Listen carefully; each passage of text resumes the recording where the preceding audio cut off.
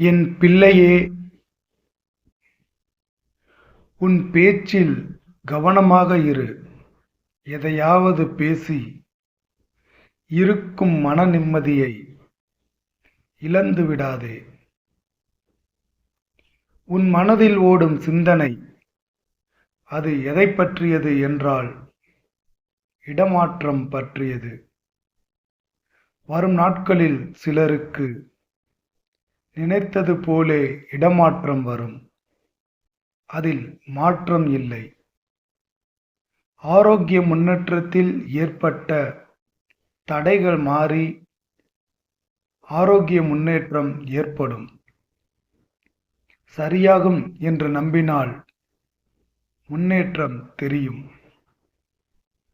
ஓம் சரவண பவ என்று தினமும் 108 முறை எழுத உனக்கு வாய்ப்பு இருந்தும் நீ எழுதுவதில்லை. மனதில் உச்சரிப்பதை விட எழுதும்போது மேலும் சில ஐம்புலன்கள் கட்டுப்படுகின்றன. வேலைகள் சிறப்பாக நடக்கும்.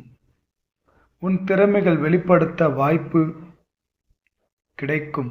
பாராட்டும் கிடைக்கும். அதில் நீ சிறப்பாக செயல்படுவாய். அங்கு சூழல் மகிழ்ச்சியாக மாறும். நன்மைகள் பல நடக்கும்.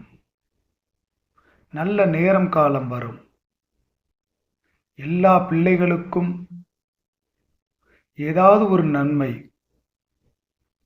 அடுத்த 30 நாட்களில் நிச்சயம் இருக்கும்.